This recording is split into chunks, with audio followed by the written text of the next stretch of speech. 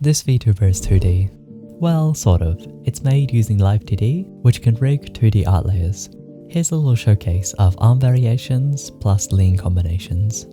This model has two primary arm variations, which is cross and right arm up.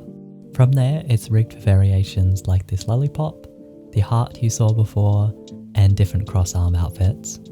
Let's check out the editor. This warp deformer handles the body XY perspective, and above that handles body Z. The hierarchy matches the torso. Below this is a warp deformer to move the arm up, and another body XY deformer for further details. These blend shape weights enable and disable different arm physics, just because the physics change a little bit depending if the arm is up or down. The arm cross reuses the arm up rigging, and combines it with an arm lock to allow for variations on the XY angles. The sleeve and arms have their own warp deformers for XY variations. And that's it. Get over here. Sorry, my throat is a little cold. Let's do a breakdown for this Vtuber model lane. The chain movement is rigged with X, Y, and Z angles, and the same deformer has some physics on blend shapes. This chain section is under a rotation deformer on the collar to isolate its deformation. This collar was originally closed, which posed a problem for the chain when they leaned back. Blend shapes were luckily there to save me from a mental breakdown.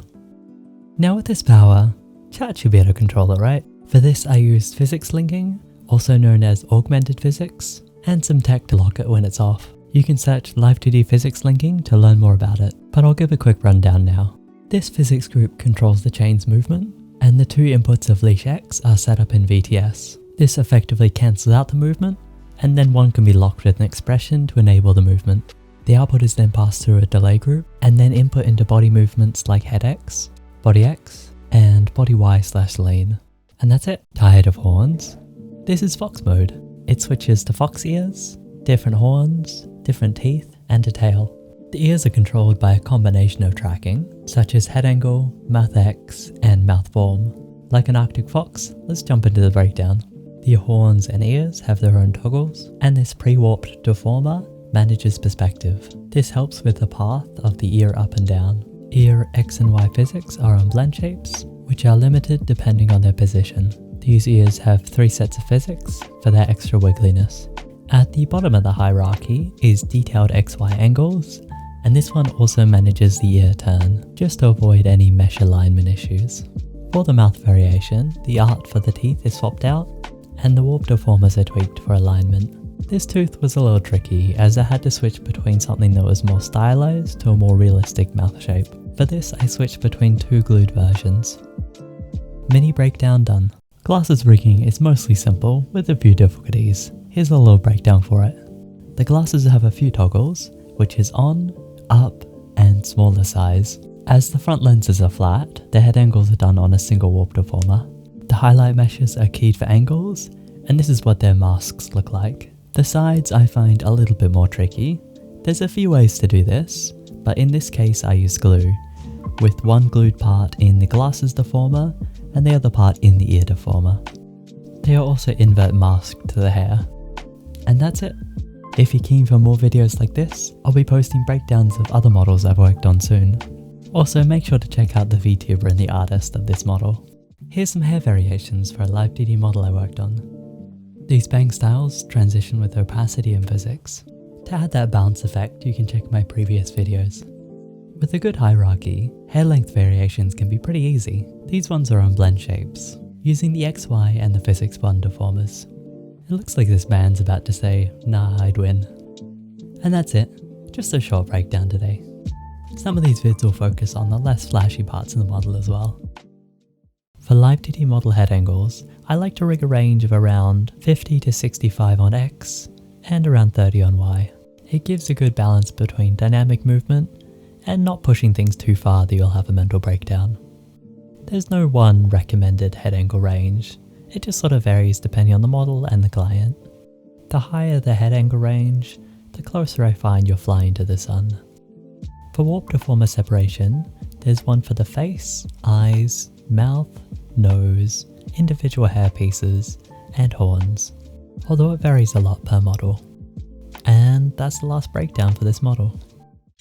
Having issues with VTubers yapping? Here's a little breakdown for a Live2d muzzle. This is what the primary angle warp deformers look like, and this is what they look like in action. They're at the same hierarchy level with the head angles, just so there's no compatibility issues for things like jaw open, shrug, or anything else rigged on the head warp deformer. The same warp deformer is used for this mask too. Here's an example of parameters rigged on both the head and muzzle deformer. The art mesh layers are then rigged for extra detail on the X and Y angles. For layer separation, pieces like these bars on the side are separate, so they can go underneath on angle X. The leather is mostly one layer with an invert mask around the head. And that's it. Here's a little movement tracking test I did for this model. While the torso normally follows the head angles, this torso invert is activated by a V-bridger formula. It takes a combination of facial tracking, and once they reach a certain point, the torso will be inverted with an if statement. Another thing I like to do with the torso is add a little bit of delay. This can be done in V-bridger, or how it's done in this model, which is in Live2d, using a few blank physics groups in a row to add the effect. While there's sadly no shoulder tracking, they are rigged too. These are controlled with a physics group and inputs like brow height and mouth form. The step rigging is controlled by body Z and position X. The left and right step have separate physics to add a little dead zone in the center. And that's it. Here's a little Live2d breakdown for cloth and collar lean rigging. This warp deformer is for X and Y angles. Shrug and physics is below that. For further body XY detail, the straps are separate, the main torso is separate, and the collar pieces are separate. To keep the collar pieces attached to the torso, they're glued using a duplicate of their own mesh, placed in the body deformer. This allowed for more detailed rigging. The second outfit has a similar setup, with the shoulders glued, and some extra body XY warp deformers for details like the straps. For a more 3D effect, these pieces are masked. Another part that is masked is the collar. This texture extends past the shoulder, but is invert masked to a piece above it. A line layer is then masked to the collar, just the line is always present on the edge. Lastly, over everything is a large deformer for some bonus lean. And that's it. This Live2d model has a few outfit variations. Let's take a look at them and do some breakdowns. This is the model's base outfit, and this is their jacket variation. The shoes have step and angle rigging, the straps have sway and twist physics, rings and chains are separated, and the outfits have different variations for the body angles. While the main torso wasn't too hard, things like the collar made it a bit more tricky, especially this one.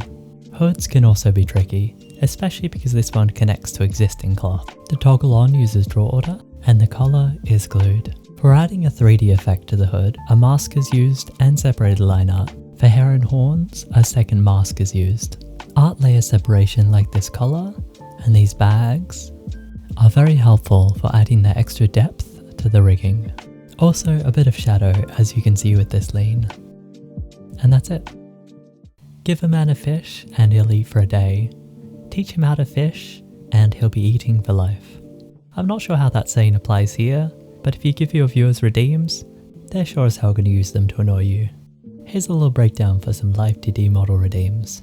Firstly, they're activated using software like StreamerBot or MixItUp, which can connect your softwares. Let's check out the rigging. This head pat has X and Y angles, some physics for the pat, and rigging for the pat movement.